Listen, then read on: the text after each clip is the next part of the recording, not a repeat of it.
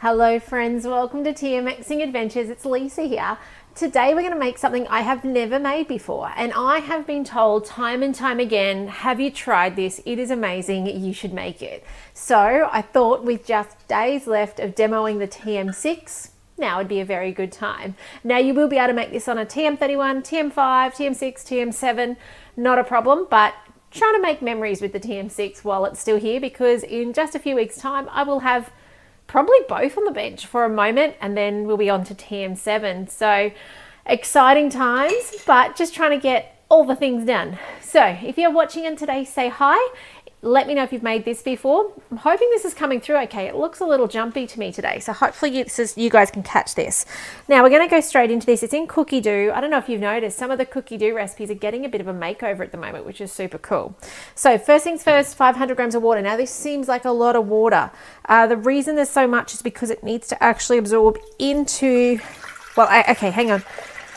I'm assuming, because I've never made it before, I'm assuming the reason for the water is because it needs to actually suck into all the seeds, right? Otherwise the seeds would dry it out. So I'm assuming that's why. I was a little light on that. That's okay. Okay, next up, we need 2 teaspoons of yeast. If you're watching on today, let me know if it's coming through okay for you, because my view is looking a little disjointed. So I'm hoping for you it's not so disjointed. All right, next up we have on with the lid, and we normally warm this up.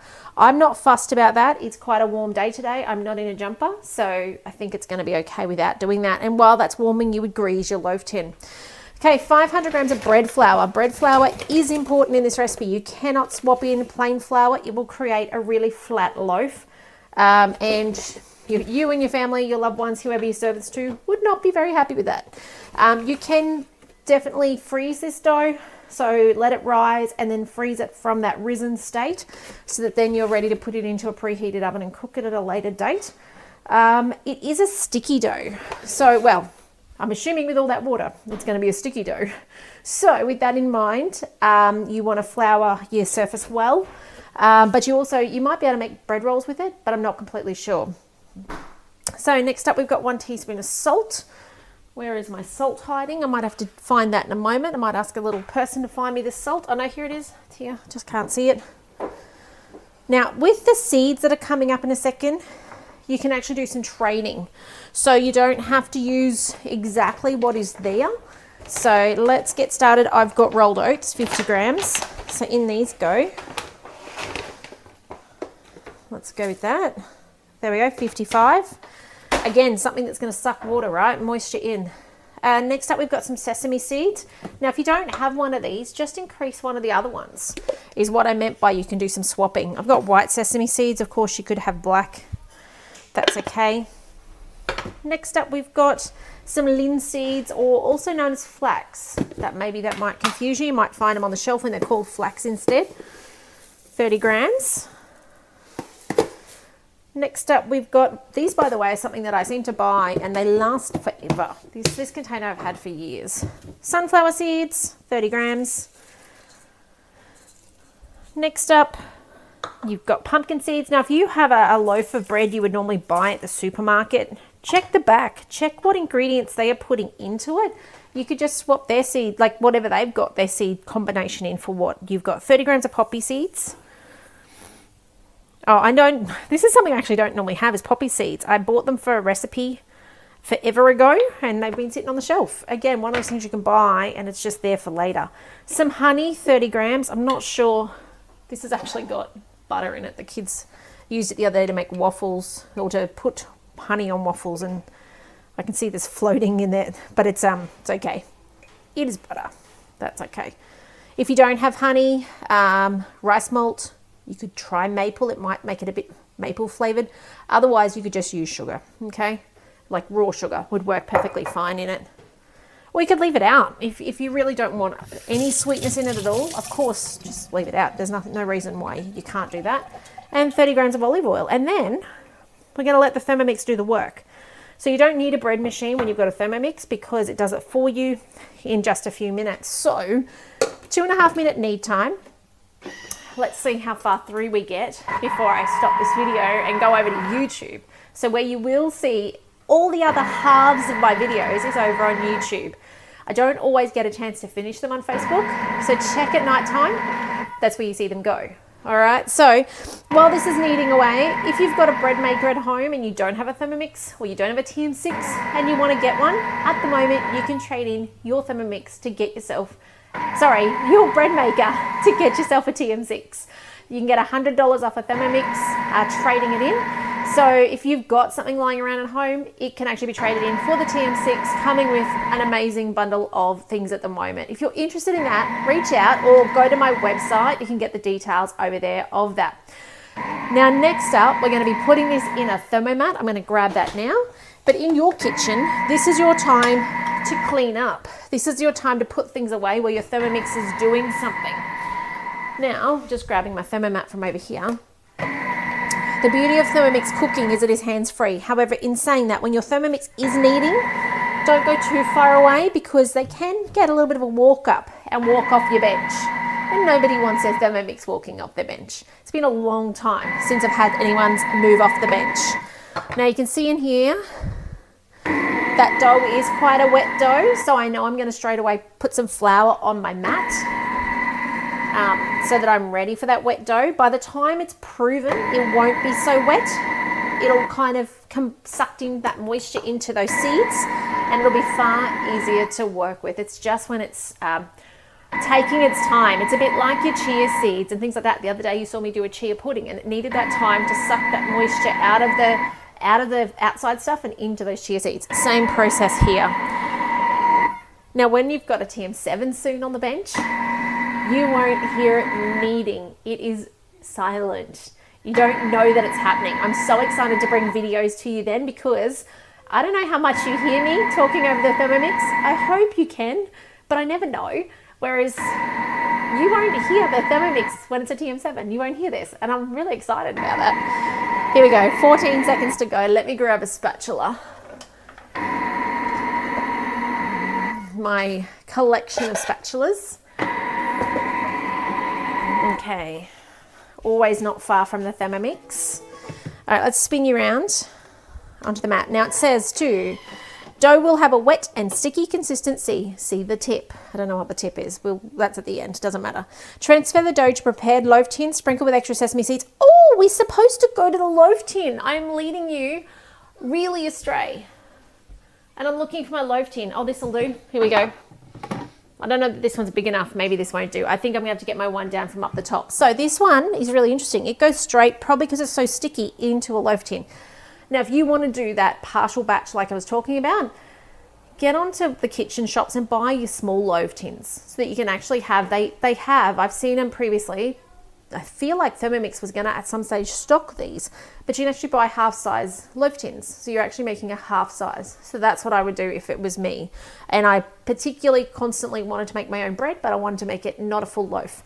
Mine are up there. I need a stool to get them. So sadly, I'm not going to do this on camera, but it does say to put it in the loaf tin, sprinkle with extra seeds, and then cover it and let it rise. So that's kind of good. It's actually meaning that I'm not going to get my mat all tacky and sticky, which it wouldn't have mattered too much because you will find a risen dough will actually change texture. It would have sucked in the moisture, but it's no longer tacky. Have a play, have a go. If you've done it before, you'll know what I mean. But it says approximately 40 to 45 minutes. So that's while it's growing up and doubled in size. And then preheat your oven to 200 degrees. And bake it for 40 to 45 minutes. So that's pretty cool. So with that in mind, I'm going to get my bread tin down and I'm going to do that. And I will show those of you on YouTube that because I need to get a stool first. Thank you for watching on today though. If you find value in these videos, please share them with your friends who have a Thermomix so that they can make bread. They can see how easy it is. Often we just need to watch it, right? Like you probably once upon a time, you might have seen the Thermomix at a demo and you saw risotto and guess what? You make risotto, you know how to do it because someone showed you. So that's what these videos are for, so that when you get a Thermomix, you keep getting more and more out of it. So send them these videos. Of course, if someone's curious as well about a Thermomix and how it might help them, another good reason to send them these videos as well. Okay, they're here for sharing. I do it to share far and wide so that people can get the most out of their Thermomix. So nothing brings me more joy than that. So, and if you do have questions, of course, reach out, tmxingadventures.com.au. You'll find all my details over there. I love to hear from you, but you'll also find a latest news tab and information on the TM7 if that's where you're at as well. But otherwise, have a fantastic day. Take care. I'm going to see some of you on YouTube in a second, but the rest of you, I will see you tomorrow. I've got some videos to come up over the weekend ready for you. And next week, we've got a special series happening. And then the week after, TM7. Here we come. Hello, Sue. Lovely to catch you on the end today. Take care, and I'll see you in the next video soon. Bye for now. Okay, I'm back. Sorry, those of you who had to wait for me. So, okay, I'm back. Let's play with this dough together. So, I'm going to spin you around. This is where I was going to, well, I thought I was going to have to prove it, but I don't need to now. So, great thing about Thermomat, just fold it up, and the flour's ready for another time. So, we're going to now put that over there, and let's get this. So, I have lined my bread tin only because it's older than me. And yeah, that's it. That's the sole reason. It's really old and it's not in great nick. Probably because of my younger years. I think I put it through the dishwasher, which was not probably ideal. So it's a bit loved. So probably a second set of hands would not go astray here. Yep. So terrible idea lining it. No, just joking. Gonna get this into the thing. I may need a second set of hands from a little helper in a second. This was a terrible idea. Keeping it real on YouTube for you guys. Make sure you have a second set of hands if you are going to line yours. If I had my rose gold from the mix shop, which I've left at someone's house, this would be a lot easier because you don't need to actually then do anything. It will just pop out. The rose gold is hot enough that it cooks really beautifully, and it just, like it cooks hot around the edges.